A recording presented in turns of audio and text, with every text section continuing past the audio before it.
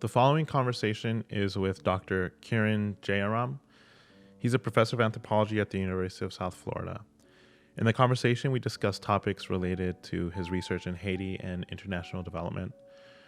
We touch on national and international migration, including his own family background, and his work with a group of scholars in Haiti and the Dominican Republic called Transnational Hispaniola, and his work with the Island Anthropologies event that, among other things, attempts to rethink the Caribbean as a container for what we conceive of as expected and normal there. When the conversation picks up, we discuss the anthropology of education right now in the time of COVID-19 and what teaching has looked like right now during the pandemic. So how's the quarantine been treating you? For me, it's been a change, but not much, Mm-hmm. uh, because I'm either at my office or I'm at home. So if I'm at office or at my home, it's effectively the same. Like I'm not Mm-hmm. interacting with people really. So to spend more time at home is just more of the same. The only Right. time it becomes a real pinch is like, well, do I get to go on a date with my wife? You know, Right. so, Yeah. So it's more like the personal life is affected more than like the professional in a way. yeah, yeah, and she's still working, so she works in the medical field. So Mm. um, we haven't been economically hit. Um, it's just really just the personal life. Right. So, what It's about almost you? like, yeah. And it's kind of similar in terms of like, I still have my work ahead of me. I'm preparing to write like grant proposals for my dissertation research. And Mhm. um, yeah, right now, just a lot of reading and writing. And it, I'm also taking a summer course in public health, but that was already online. So Right. it kind of is no change for me either, except like last summer, I was at least going to campus just to, get out of the house or whatever. But You went to yeah, campus, did you? yeah, like last summer to do like work for my classes. Hmm. But yeah, that's the main difference is just doing everything at home, which, it's been okay. Okay. So doing everything. It Cool. just seems a lot like academics, just like everything's just a little bit different, but we kind of already have our work ahead of us in some ways. I don't know how you think about that in terms of like how we're affected by COVID. Yeah. I mean, I guess for me. Well, actually, you mentioned it. Like I'm actually working with one of the doctoral students in the program, Matthew Pajunen. Oh, We're working on developing a research project to look at actually, it's almost a degree historical, what happened in the spring with instruction. hmm, Because, you know, I think it may be important going forward to know what happened, if not only just demonstrative of that moment in hmm, time, but also for moments of instruction, for learning right. where are the weaknesses, because it was not, as and many people have said this was not a switch to online, Hmm, right? This was not a switch to online teaching. This was a switch to remote instruction, which is right. right, distinct. Um, I had been working with online teaching. I've taught online courses before, so I actually integrated a lot of my teaching with to Canvas, so that Right. there was, students already were familiar. Okay, I go to Canvas. This is the module that says about this, and then we would come to class and do activities. But other teachers, they were clearly only face to face, and there was no way for them to effectively make a switch in 1 week. Mm, So um, I think that this issue about understanding pedagogy is going to be important going forward. But no, there's going to be there's certainly pressures, I imagine, from the administration, as there always is, to you know reduce the budget and make things more cost effective.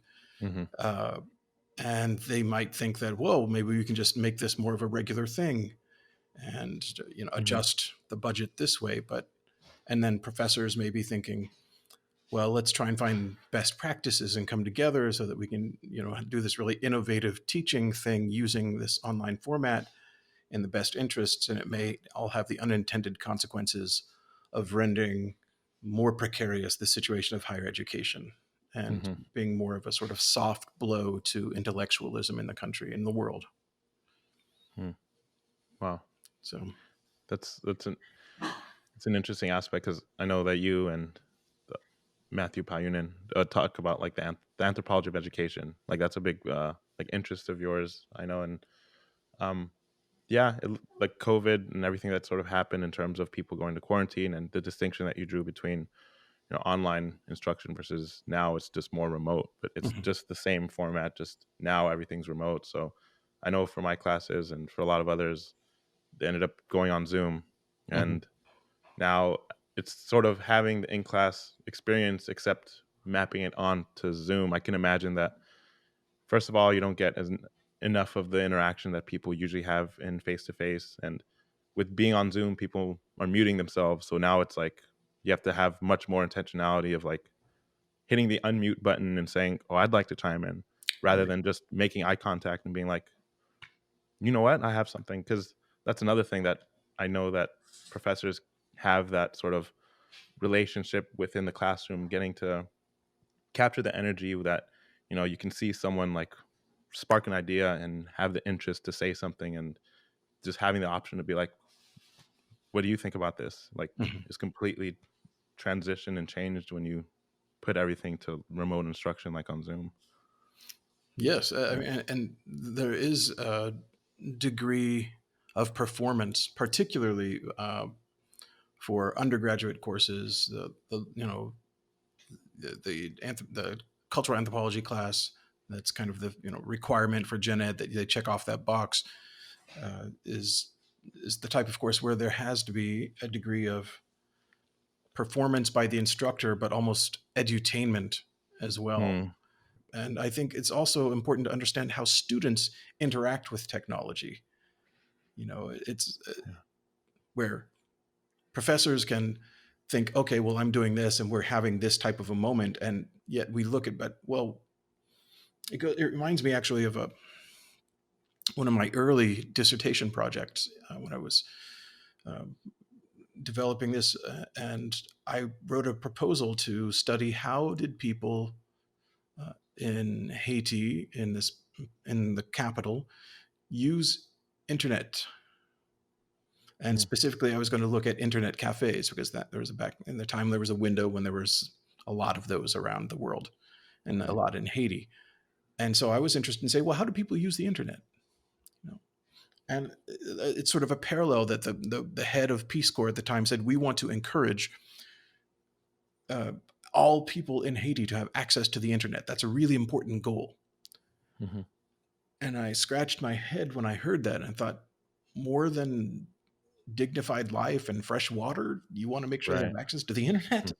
Yeah. Um, and so I was a little puzzled by that, but I wanted to go see, well, how are people using the internet?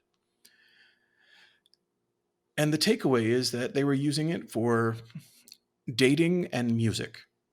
Hmm. They use it to Hmm. social media and like making connections, both in Haiti, but a lot of times international dating sites, Hmm. and then also just like videos and music. Yeah. And so like, is that what the guy in the Peace Corps had in mind with? And Yeah. analogously, when professors are doing certain things through online instruction, do they understand what the students are understanding? Do students do when professors are doing things and they're saying, okay, we're going to do this, we're going to do this? Do they really understand how students will interact with the technology? Hmm.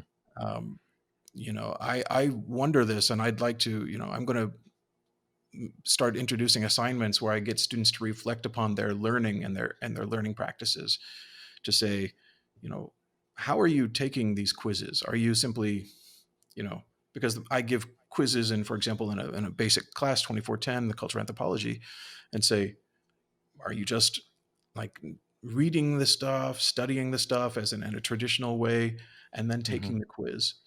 Or are you scanning through the stuff, looking at the quiz because they get multiple attempts, Hmm. and Googling the answers, or are they going on like Quizlet or whatever, and just, Mm.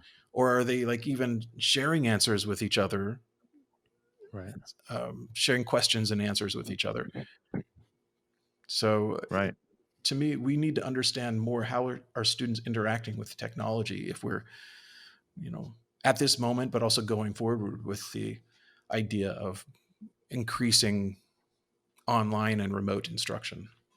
Right. That's a lot of interesting things you just touched on because in terms of the work in Haiti and how ultimately in here how things are actually being used versus the framework that people thought about when we first started engaging with it. So like you mentioned apparently prioritizing like internet connection versus water and some of the fundamental resources, and it's like there's a framework for what internet means, and it's like people are more modern or people are more connected, and that seems to be more important than anything else. And the funny thing being that the way that people actually interact with these things are unexpected. I guess people are probably expecting people to like communicate with people across the world and maybe build economic and social relationships, and maybe that's the framework that they had in mind. But at the end of the day, people just started dating and doing these other things that are probably more local. They probably integrate it into what they were already doing Hmm. rather than doing this revolutionary thing that we imagine. And it sounds like with this, it's like we imagine again technology being able to connect us and being able to do all of these things in terms of like, you know, engaging in, I guess, class discussions and trying to expect and I guess moderate what students are doing, but at the same time, exactly what they're doing and how they're doing it is different. And I guess I'd wonder in terms of using like Course Hero, Quizlet, and all those like online formats that give resources to students. Yeah, like I in my public health course, because a lot of them are online, they explicitly say like not to use these resources, and that using them is considered cheating because a lot of those resources give answers to some of the quizzes and exams that public health like classes tend to give. Hmm. So I guess people from these classes ended up uploading them onto like Course Hero, and so now you can get the answers there. And so it's just yeah, like these online formats are like these resources that now are repositories, and now we're having to think about do we want our students even using them? Yeah. Yeah, I mean, and this gets to some of the core issues that I care about in anthropology, uh, and that has to do with education and learning. Right. Uh, one of my mentors was Hervé Varenne from Mm. Teachers College at Columbia, and he was very much interested in these sorts of things, but not necessarily at schools per se, but more of how schools fit into this larger context. Mm. And there's the issue of what is taught versus what is learned. And it may be that something is learned which is only tangentially related to what was taught. Right. And, then there's the other issue of kind of like the hidden curriculum.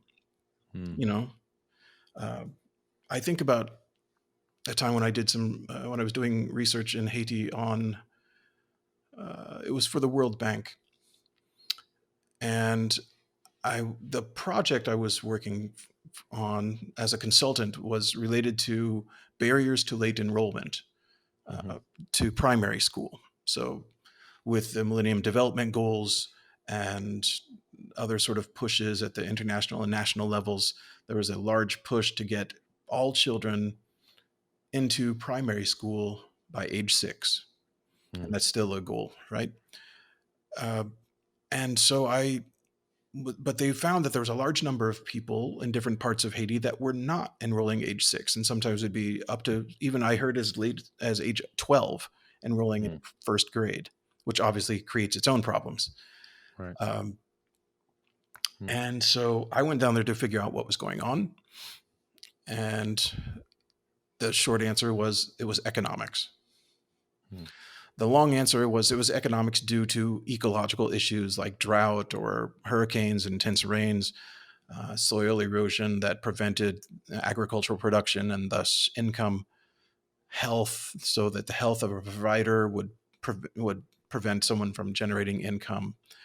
Kinship, which is actually something I'm working on, writing up with a colleague in Belgium, to show that basically the proximity, the social proximity to the head of the household, it correlates with the likelihood of enrolling on time to school. So that if you have children who are foster children, or the children from a child from another marriage or something like this, it's possible that they're less likely to enroll it on time to school. I bring all this up to say, while I'm doing this research project,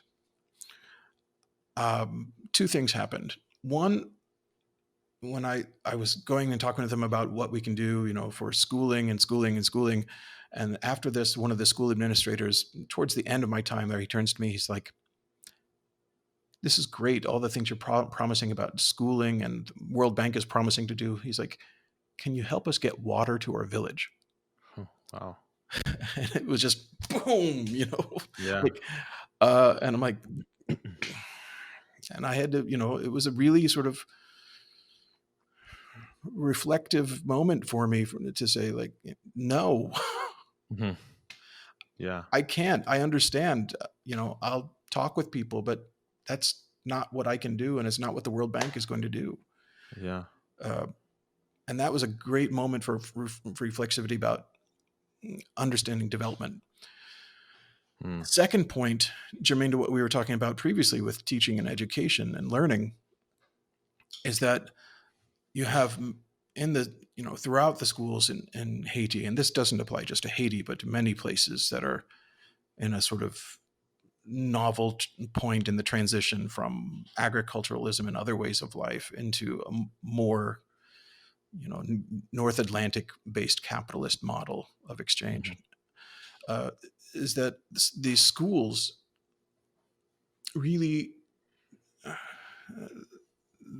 to succeed in school in Haiti and to graduate high school, is a rare thing. It's the exception rather than the rule. I think there's something only like 70,000 maybe people that graduate high school each year. And now it doesn't mean that they went straight through, but it's just overall. And yet I believe the population of Haiti is something like 50% under the age of 18. So somewhere in the range of 4 to 6 million people under the age of 18. And you only get 70,000 people graduating high school a year. Wow. So there's a problem there. And the school system is not as robust as it should be because of lack of materials, lack of training, infrastructure, all sorts of issues that are faced across the globe. But the other thing is that as a part of this Millennium Development Goal push, a lot of, I don't know exactly where this is coming from, if it's the initiative of the administrators and teachers, or if it's coming from outsiders saying, we're doing this project, so do this.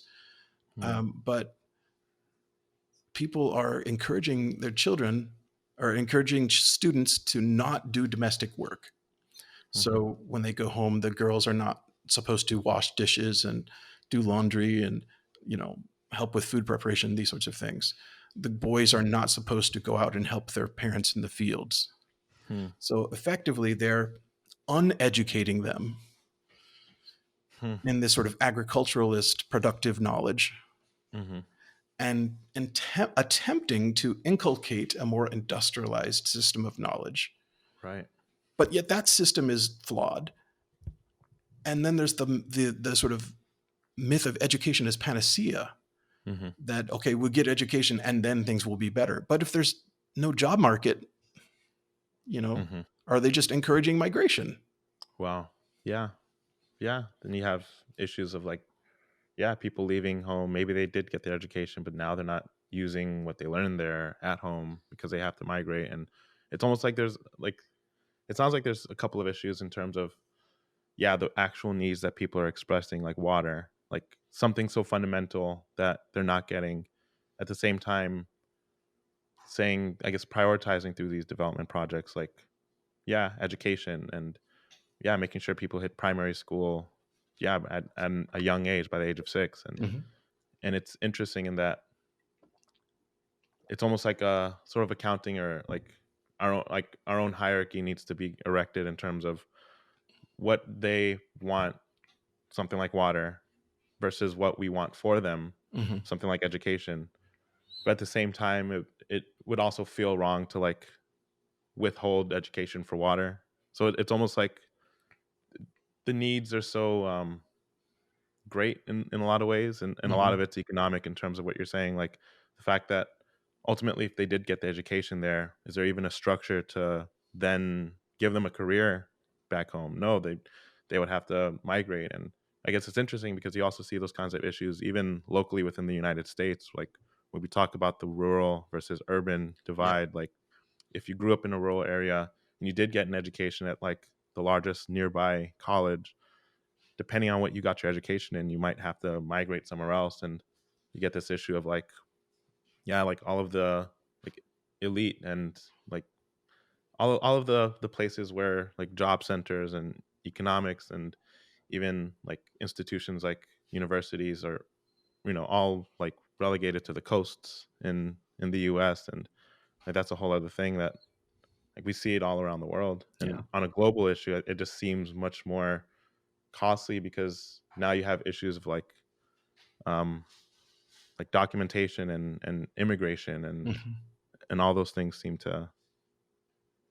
seem like they would become an issue.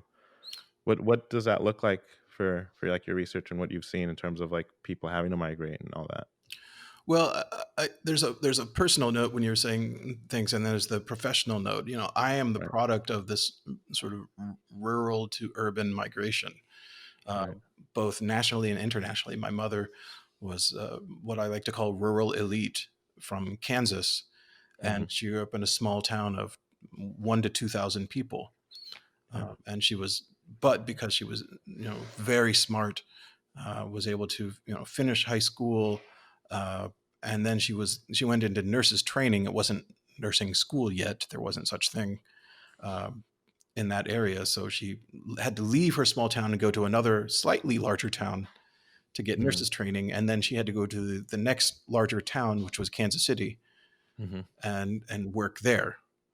Uh, and so that's how she got to Kansas City from her small town.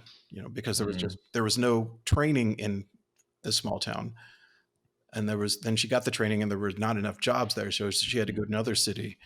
Wow. And for my father, who's from India, from rural India, Brahmin elite from rural India, right?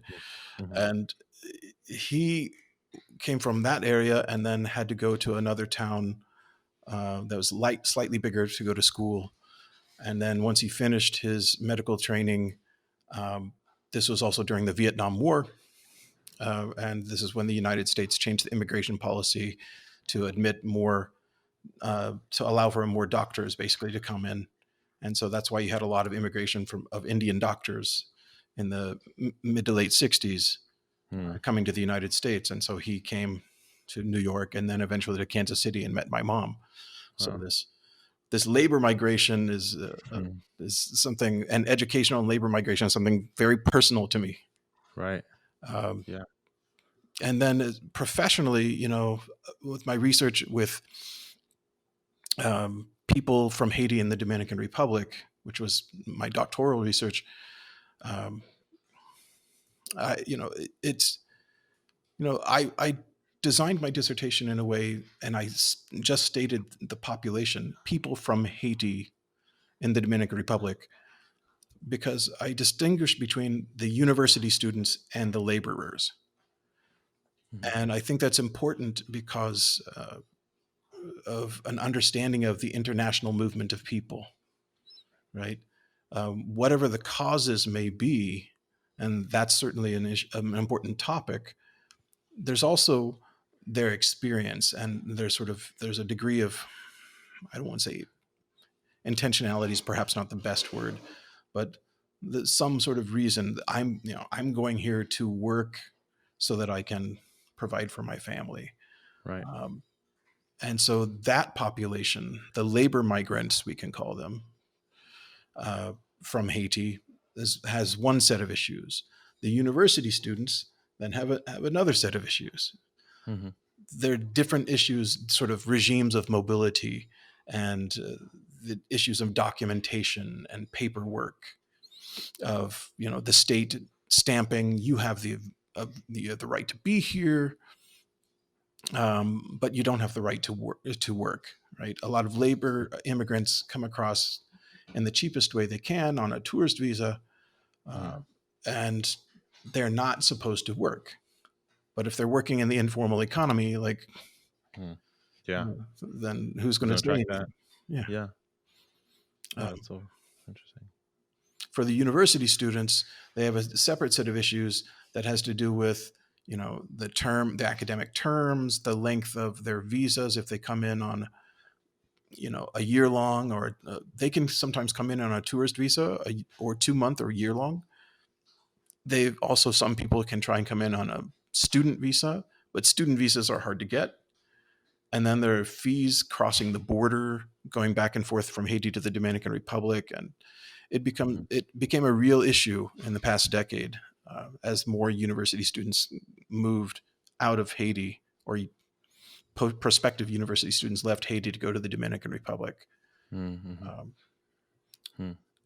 it also became productive in that that created a basis for a sort of a foundation for activism, Hmm. and ways to, as in this current moment when there are all sorts of demonstrations about, in reaction to the death of George Floyd, um, the the same sort of mobilization occurs among university students, and it's not simply because of their issues, but it started there, and now it's kind of grown to look at issues of people of color, uh, immigrant rights, women's rights.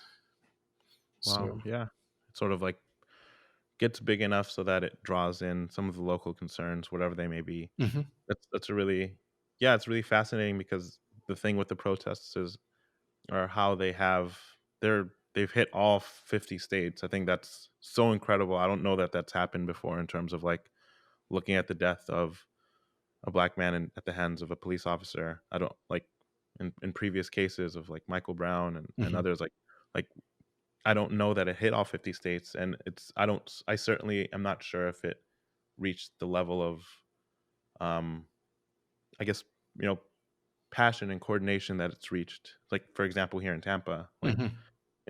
we had a big protest here, and um I know that there was, yeah, like some violence and also interactions with police, but also, well, the lion's share of it was peaceful. But that's Right. another thing, is that the media tends to report the violence, gets sensationalized in a lot of ways, and I guess sort of the narrative also now depends on who's looking at it and analyzing it. And yeah, it's just really interesting to see how like the local concerns here do ultimately reflect some of the national concerns. And now each place, I guess it would be interesting to see what the differences are in terms of how each protest around the country looked like, almost like trying to compare and contrast how all the protests, that would be kind of an interesting study to take on, I think. Well, and even we can think of, within Tampa. I totally agree with you. I think, I think back to a graduate course I took at the University of Kansas my first year as a grad student.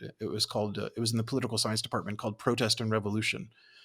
Hmm. Uh, and at the time, I fashioned myself as a future, I don't know, Che Guevara or something. I don't know. I was just Mhm.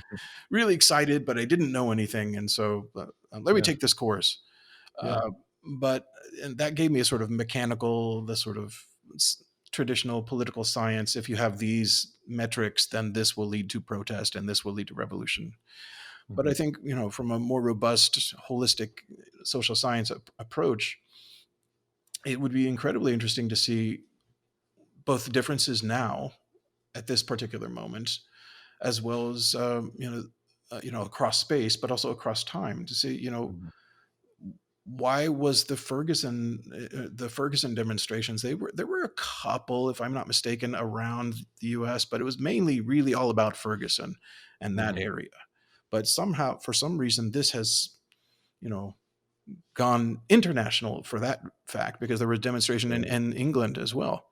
Hmm. uh, and so, and I it's become fascinating as far as what's going on here, Mm. to understand both what's happening at a specific site and across the country, and to look at these sort of dynamics in a more systematic way.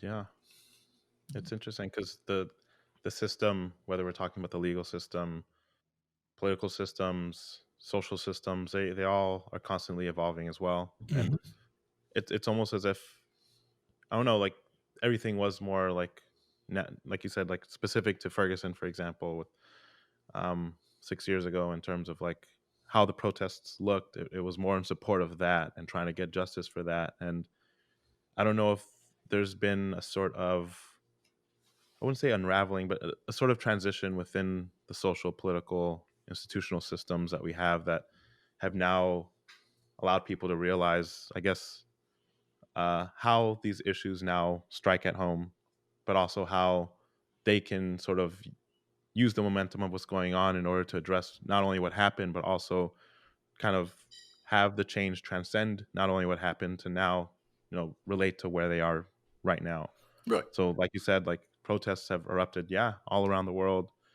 Um, I was just reading about like the one in the UK yesterday, and it really is really incredible just to think about how the movement of Black Lives Matter Mhm. is a global one at this point. Right.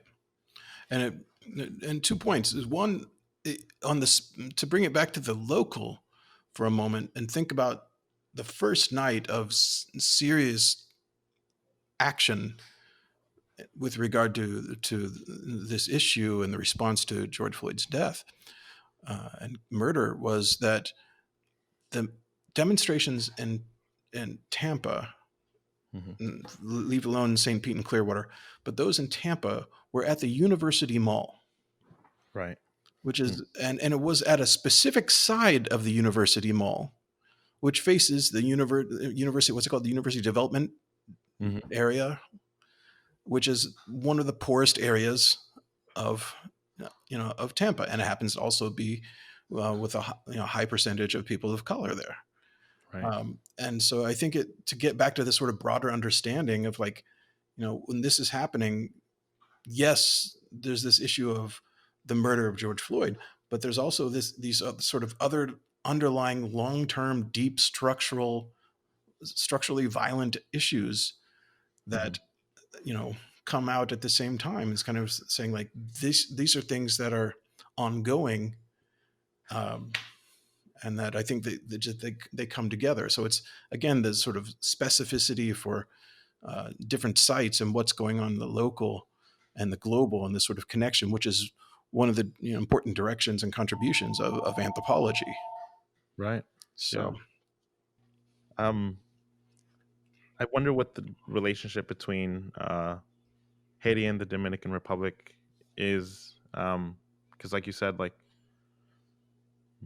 students migrating, I think, for university to the Dominican Republic from Haiti, and I um I almost want to like sort of know more about the systems there in terms of like how they relate to one another. It's a really cute dog. thank you. This is one of two. Yeah, Just want to do it's put him on adorable. the video. Yes. Cuddleable. So the relationship between Haiti and the Dominican Republic. Yeah. I mean, So I know it's a complicated one in terms of, I think race sort of is the first thing that comes to my mind in terms of like, I remember reading Ibram X. Kendi's uh, book Stamped from the Beginning, and he's talking about the relationship between Haiti and Dominican Republic, and Haiti being considered more like African oriented or black versus Dominican Republic, even though they have really similar histories, even really similar. I mean, they're on the same island essentially, and it's just interesting to see how these like dichotomies, I guess, sort of spring up. this gets to one of my latest interests in research, because I guess for the past 10 years, I've been working with colleagues on a project called Transnational Hispaniola, Hmm. where we're a particular generation of scholars coming in who met at a particular time. Um, and it was actually, I guess, maybe 12 years ago, but I guess 10 to 12 years ago. And we were starting to look at this and saying, well, wait a second, these tropes, Michelle Walker's book, Why the Cocks Fight, uh, Mm. which is more of a journalist sort of take on political history, but it really embodies the ways in which uh, people, which these two countries are portrayed in the popular imagination. That there's one which is portrayed more this, Haiti is portrayed more black, African, voodoo, this sort of thing, and the Dominican Republic is, lighter skinned, white, Catholic, Mm. these sorts of European, um, Right. and on one hand, that just is a clear political use of ethnicity Mhm. and national identity. Uh, and political leaders have done that for decades, right? I mean, in fact, and with support sometimes of foreign powers, like when the U.S. intervened in 1915, 1934 in Haiti, in 1916 and 1924 in the Dominican Republic. So there has this sort of been this political use of difference, Mhm. and that what that's been described as the fatal conflict model is that these Mm. two countries and all of the people are just destined to be antagonistic, Right. uh, and that's one model. And then there's this other model which has been developing in the past. Well, I guess really it's been developing the past 20 years, where there's been more of a recognition of, well, there's some commonalities. There are first a few people, and now more and more things, and even more, uh, even investment in these types of solidarities. There was a music festival in 2007 or 2008, and it was called, I think it was called like the Haitian Music Festival. Mhm. Uh, and it was the first year that they did it. They had some Dominican bands show up so that they get other people to show up, but it was at this big park, and it was called the Haitian Music Festival in the middle of Santo Domingo. So Mm. Mm. imagine, right? This Yeah. is, of course, that raised so much of a stink for so many of like the cultural nationalists that the next year they had to change it to Festival de la Isla. So, Oh. celebration or festival of the island. Right. So they couldn't just have a Haitian festival. It has to be island. So Yeah. sometimes this solidarity is political, and sometimes it's humanistic, we'll say. Mhm. And what I've been working on is more of a critical model of relationships. Um, and that's, in the spring of 2019, I had this event that I co organized called Island Anthropologies. And that's, you can look that up, and all the information's on the internet there. Um, but that event was premised on the notion, it was underpinned with the idea that these two countries have things in common, and there are differences, Mhm. and that both of these can simultaneously be true. Mhm. But also, I wanted to, myself and those who were invited and participated wanted to promote another way of thinking about the island. And in essence, another way of thinking about the Caribbean, and by extension, another way of thinking about the world, Mm. so that it's Mhm. just not the Caribbean as being, you know, or Haiti or the Dominican Republic being the cradle of blackness, or the Mm. Caribbean as being that which helped Europe become modern. But, it's a way to think about things where we get rid of methodological nationalism, Mm. right? Where we Mm. start to think, okay, yes, going back to when we were talking about migration, yes, people who are going from one place to another across an international border to study must take into consideration the state and national identity, national belonging. But they're not going, no one, they're not migrating because they're a particular nationality. They're migrating because they're students, or they're Mm. migrating because they're workers. Right. And social science, and I imagine natural science as well, has been complicit in furthering this notion of the nation state as being a natural container for understanding and behavior. Mm-hmm. And if Eric Wolf's work shows us anything, it's that that's just patently not true. Mm-hmm. And there has been exchanges, among many people without history, so to speak, where these interchanges have gone on, and that applies in the Dominican Republic and Haiti, where you have, interactions across, by families, through market connections, and you can even go back even to look at the sort of pre-colonial moments and the indigenous populations that were all over the island, and so to really kind of use Haiti and the Dominican Republic and say, okay, they're antagonistic or they get along, is Mm-hmm. to it's to simplify things, right? And Right. social science should be to, according to Michel Rolf-Trouillot, we should be disrupting mental habits Mm-hmm. as good intellectuals, not just academics, as a practitioner in the university, but as an intellectual, we need to be disrupting mental habits and trying to question certain notions. Yeah. So That part of the sounds. Island Anthropologies was to, one of the things I wanted to do with this is to have this conversation between scholars to see overlaps and ways that they can collaborate, but how things have happened in the past, in the present, and the future under the broad umbrella of anthropology, whether it's ethnology or sociologia or whatever, um, or archaeology, whatever it is that comes together under this broad umbrella. But it's also to question. Well, in the publication for this book, I have, Faye Harrison is going to write a foreword. Mm. Very happy and fortunate that she's supportive of this project.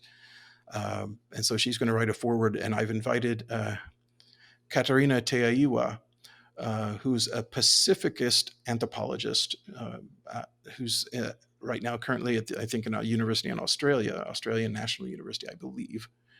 And she has been interested in looking at Pacific Atlantic connections as well. And she's been writing, but she's been writing as about the islands in that area of the Pacific Ocean, and Mm-hmm. looking at different models of coming together despite all these different colonial regimes and different languages and everything. And so with the Island Anthropology Project, I really wanted to try and push this notion that let's question even the notion of the Caribbean. Why is the Mm. Caribbean a natural container for Right. analysis?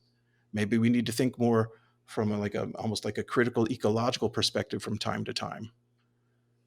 And, Mm. both politically and ecologically, how do people connect, and how can we improve the human condition with this Right. sort of knowledge by disrupting what is expected and normal? Sounds like, wow. Just because, like, thinking about it, it's like we do see kind of like the antagonism that you're talking about in terms of how we envision like Haiti, Dominican Republic. I mean, you can see that all around the world in terms of like all of these sort of narratives about two groups like having very historical and always in the media tribal like relations where they just did not like each other, and Right. that being this whole thing. I mean, when we look at different parts of the world, like Pakistan, India, and we look at, Israel, Palestine, we see that as like this thing that, The it Hutu and just the is what Tutsi, it is. right? Yeah, perfect example of like this thing that seems so, it becomes naturalized, and now it becomes a framework to Mhm. analyze it and look at it. And I guess like how do you even do that? Because it's in everyone's minds. It's implicitly in our language when we talk about like even culture or ethnicity. Like these are terms that often go undefined, and then we just sort of carry forth these like implicit beliefs about them. So Mhm. in terms of the Caribbean, for example, how I I, I guess I almost struggle with how do you sort of, I guess, get more specific with like how do you stop like that sort of generalist sort of notion of the Caribbean and all these ideas comes into people's minds, like, they think about the ocean and Mhm. islands, separated from one another, and they think about, I mean, a lot of the times, like vacationing, and because the Caribbean's also like has a large tourist economy. Mhm. Yeah, I guess that's the question. Like, how do you even do that? Because it sounds like a really big project to undertake. Yeah, I mean, and it's slightly smaller than what Rolf Trouillot was interested in doing, where he was exploding the notion of the West. Right. Uh, you know, that was one of his stated concerns was let's denaturalize the notion of the West. Uh, and social change is hard, right? Mhm. And it's not. However much there have been times when I've been one of the people out in the streets. Um, doing different things as in protest. I understand that that is a particular tactic, but real social change takes time and energy and coordination, um, and it's not easy. And just to give two little bits, one thing is to disrupt people's mental habits, right? By doing little things, by doing research that you can demonstrate things, and then you know what we do with the findings of our research is to really be a more public intellectual, right? Mhm. Mhm. What is the public we're engaging with? That's a whole other question. Right. um, Mangoes. Hmm. I've done research on mangoes in post earthquake Haiti, post 2010 Haiti, and I was interested in the livelihoods and the lives of those people who were harvesting mangoes that were being exported to the United States and Canada and Europe. And I learned all sorts of interesting things about that. But I also learned that the mango is not indigenous to the Caribbean, like so many other products. This fruit, which is almost like you think Caribbean, I'm sure there's countless cocktails, Caribbean sunrise or something that has mangoes in it, but it's like that's not of the Caribbean. That's imported from colonialism. Right. Uh, Yeah. and I even told, I told some people from Haiti, like, the mango's not from here, right? And you could almost see their head explode. They're like, "What do you mean?" I'm like, "No, it was brought, and I can tell you approximately when it came, in the process." And they're like, "Well, what was here before?" Just you know, and that sort of thing, and that really, those sort of wonderful little bits are good ways of disrupting people's thinking. Right. But on a deeper and more profound level, um, to get to your question of how do we change this notion, it really, I see the working with this Island Anthropologies thing as a way to get at an answer to your question. Hmm. Because at the end of this 3-day workshop, we had a session where it was called The Future of Island Anthropologies or something like this. Hmm. After we dealt with one that was the challenges, um, but we talked about what do we do now? We've we've met, we've interacted, we've all got each other's contact information. What do we do now? Hmm. Um, and everyone had said that type of event that we held in Santo Domingo last year in 2019, that type of event is exactly the type of event that needs to occur. Hmm. Because even though it was, you know, I was the prime mover in it, and I say that in the most humble way possible, but it was me who applied for a grant from the Wenner-Gren Foundation, and they funded it. Wow. Um, but which is obviously external to the island.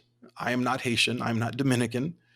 Hmm. Um, and at the same time, I made sure that we had, you know, approximately a third of the people invited were from Haiti. Approximately a third of the people were from the Dominican Republic, and a third of the people were from off the island. Hmm. So that's one thing to do, to make sure that the people who are involved are actually present. Right. We also tried to seek out both junior and senior scholars. So it's not just the same old talking heads, but you get different perspectives, Mm. um, and different research agendas and whatnot. We also made sure that it was myself and my co-organizer, Luisa Rodins Castillo, who's a doctoral student in Chicago. She and I talked about the importance of making sure women were involved. So it's not just a whole bunch of men talking about things, and Mm. that women 50% of the population, let's get them involved, right? Yeah. And also pay attention to issues of race and ethnicity as well. So we can make sure that we have representation in the event itself. So that's one thing that they all identified, said this was good. Mm. The next thing to do would be, potentially collaborating. So to identify material resources that can facilitate these type of events and collaborative research projects. Mhm. Um, Another level of that is to incorporate funding for students so that it's reproduction, right? Mm. And we keep this idea going and moving. So it's not just one guy had an idea in 2019 and it's dead, but Mhm. keep this going, right? Yeah. And that requires material resources. It requires grant money, all sorts of whatever funds we can, and material resources, material like infrastructure, maybe institutional arrangements, all sorts of things to support such an idea, right? Yeah. So Mm. it's the interchange between the material and the ideological, and everything in between. And it's the Right. interchange between the local and the global. Mhm. So I think that on a more philosophical level, on the level of ideas, conceptual, is I think how to get close to an answer to your question. Yeah. That sounds really cool. And it sounds like an event that, yeah, it's about as much about knowledge exchange as much as it's about networking and new collaborations. And yeah, that sounds like it's definitely like planting the seeds for a larger sort of endeavor that you're exactly talking about. And I guess I'm thinking right now of how ultimately anthropology is all about how the particulars are interfacing with all of these different levels of exchange of knowledge, of influence, of institutions and individuals. And it's just I think I just hearing you talk, it's like naturally going to come about like with increasing research of how, I guess, like making the familiar strange kind of idea of how ultimately through anthropological research we're going to see exactly how not sort of uniform this just one ball of a thing called the Caribbean that it really isn't. Hmm. And it makes me think about the some of your research and some of the things you were talking about earlier, um, of like getting to those particulars. And for example, how students are learning different things and ultimately migrating in order to continue their education under this sort of like developmental regime of having people get an education. Hmm. And there's just so much diversity in that. Like there's diversity in who's getting an education, where they're going, why they're going there. Hmm. And it's just, yeah, I guess it's like just a part of being human. And it sounds like the project you're talking about is exactly going to get at that as well, just like your previous research. Yeah, I hope so. And, Yeah. and the last element is, of course, then to bring it back to education. And Hmm. when I'm teaching, it's important for me to think about these sort of notions in the classroom. So if I'm teaching a course on anthropology of the Caribbean, which I may do in a couple of years, um, to introduce writings from the Pacific Islands, Hmm. because these are effectively islands. And Right. islands have a certain set of issues that, landlocked territories, or those with, those that are, have large inland areas, they don't have to deal with. And so, can we learn something about the Caribbean by looking, right, in the true sort of deep understanding, deep explanation that goes back over 100 years in anthropology? If you Hmm. look at Antonio Firmin, looking at some comparative things throughout history and saying, what have we learned here and what have we learned here, and putting these two things together, and what do we learn? Hmm. And this sort of deep sort of way of trying to live according to a more socially just, more data informed approach rather than just a strict ideology that, from a limited point of view. Right. Yeah. Just drawing in everything in order to understand everything better. It's like context. Yeah. That's really awesome. Um, yeah. Well, I don't know if you have sort of a last word in terms of like what you think about everything that's going on right now, or even in terms of looking forward for your research or anything else, just to sort of, give you the last word on this conversation. Well, I want to thank you for doing this because, Yeah. you know, I think it's very important, um, for me to help think through these things. It's important for you, I imagine, to think through these things, and the fact that you can do it on the spot is you're a much better man than me. Uh, Oh, but thank also you. for others, to be able to share this, and who knows what they're going to do with it. Yeah. We don't know, but uh, I think it's very important, and I think that, social change and is hard, but humbly, I think that any sort of intellectual should be committed to making the world a better place and consider these issues. Thank you so much. I Thanks so appreciate it. much. Yeah.